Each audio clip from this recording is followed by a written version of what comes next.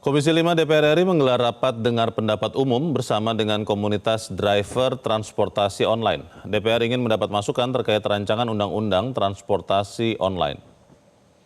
Ada 66 asosiasi yang diundang dalam rapat hari ini.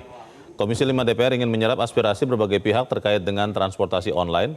Sebelumnya, Wakil Ketua DPR RI Sufmi Dasko Ahmad menyebut gagasan rancangan undang-undang transportasi online muncul usai dinamika yang terjadi seputar nasib pengemudi transportasi online. Kalau memang dari pekerjaan apapun orang teman-teman ojol, kita lihat misalnya buruh tanda penyakit seperti apa, ternyata memang mohon maaf teman-teman harus hati-hati. Informasi terkini dari rapat Komisi 5 DPR bersama dengan komunitas driver transportasi online akan dilaporkan jurnalis Metro TV Andre Septian. Andre, apa saja yang sudah disampaikan pengemudi ojek online dalam pertemuan di DPR hari ini? Ya, selamat sore Leonard. Betul sekali ada sekitar 66 aliansi pengemudi online, baik itu roda 2 maupun roda 4 yang hari ini diundang oleh Komisi 5 DPR RI dalam rapat dengar pendapat umum untuk mendengar bagaimana aspirasi-aspirasi mereka setelah aksi 205 kemarin. Ada beberapa aspirasi yang telah disampaikan oleh masing-masing aliansi seperti tuntutan agar potongan aplikasi diturunkan dari 20% menjadi 10%, kemudian bagaimana perlindungan jangka panjang seperti nantinya akan ada undang-undang khusus transportasi online akan mengatur bagaimana regulasi ke depannya, kemudian aspirasi-aspirasi mereka juga seperti terkait program-program promosi seperti slot dan juga aceng yang ternyata disampaikan ada biaya-biaya khusus yang kembali dibebankan kepada para pengemudi ojek online sehingga apabila tidak mengikuti program tersebut maka mereka akan tidak mendapatkan orderan dari para penumpang. Dan untuk informasi selengkapnya mengenai rapat hari ini saya juga akan mengajak Anda Leonard untuk berbincang langsung dengan salah satu anggota Komisi 5 DPR RI dengan Pak Yanwar dari fraksi PKS. Pak Yanwar, bisa kita bahas di sini sedikit Pak, bagaimana Komisi 5 tadi sudah menyerap aspirasi daripada pengemudi ojek online ini dan apakah ini relevan untuk bisa segera dibahas misalnya untuk jangka pendek maupun jangka panjangnya? Ya, ini bagian dari upaya kita untuk merespon apa yang menjadi kegelisahan teman-teman driver ojol ya. Pertama dalam jangka pendek, isu terkait dengan 10%. Regulasi sudah menentukan sebenarnya maksimal itu 15% untuk aplikasi dan 5% kembali ke mitra. Nah, namun pada kenyataannya potongan itu bisa sampai 40%, bahkan 50%. Nah ini menjadi problem. Jadi ini kita nanti akan panggil aplikator, juga Kementerian Perhubungan gitu ya, untuk melihat ya, bahkan beberapa kawan di Komisi 5 ingin melakukan audit. Sebenarnya berapa sih keuntungan yang layak untuk aplikator? Nah, dalam jangka panjang ini adalah kick off kita untuk meregulasi transportasi online. Karena selama ini angkutan berbasis aplikasi ini belum punya payung hukum. Karena di Undang-Undang 22 2009 itu tidak mengenal istilah online atau aplikasi, sehingga dalam jangka panjang ya hari ini kita sudah mulai mendengar apa yang menjadi aspirasi dari pihak driver online. Ke depan kita akan undang aplikator, kita juga akan undang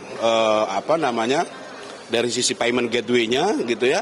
Kemudian kita juga akan undang dari pelaku usaha yang memang selama ini terlibat di dalam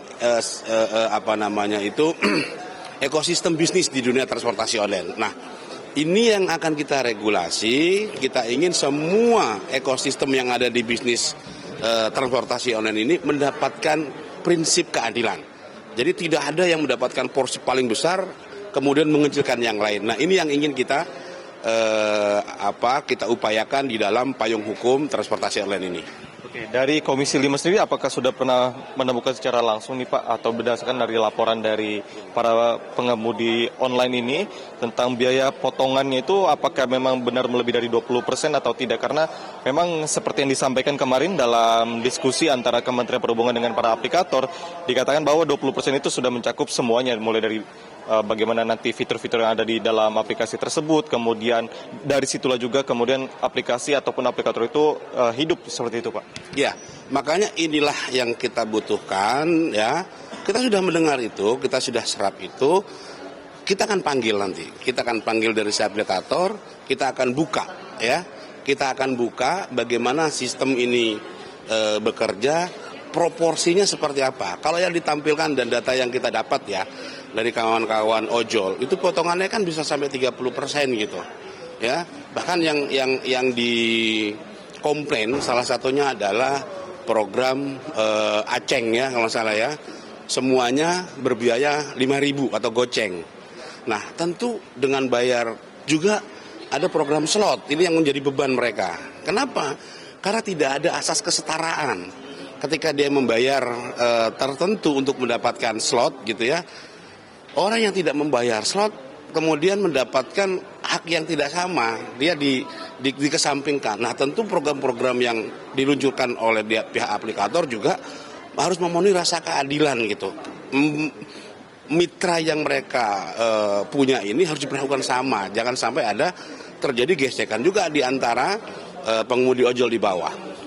Terima kasih anggota Komisi 5 Pak Yanwar dari fraksi PKS untuk informasinya, dan itulah Leo, ada sekali lagi kita simpulkan bahwa ada beberapa aspirasi yang mereka sampaikan seperti dalam aksi 205 kemarin, selain pemotongan biaya dari 20% menjadi 10% untuk platform fee dan sebagainya, kemudian bagaimana regulasi jangka panjang, dan juga nantinya Komisi 5 DPR RI pada hari Senin akan berencana untuk memanggil langsung Menteri Perhubungan Budi Pramuga untuk menjelaskan secara lebih rinci apakah nanti juga akan diikutkan para aplikator untuk menjelaskan bagaimana sebenarnya pemotongan biaya aplikasi tersebut, dan nanti kita akan lihat juga bagaimana respon dari aplikator, apakah memang relevan sekali untuk bisa menurunkan dari 20% menjadi 10%, karena dari pihak aplikator menyampaikan bahwa tidak relevan karena nantinya juga akan berpengaruh kepada penghasilan perharinya setelah dikalikan, nantinya juga akan bisa kemungkinan menurun untuk pendapatan yang diterima para pengemudi ojek online baik itu roda 2 maupun roda 4. Kita akan sama-sama nantikan bagaimana nanti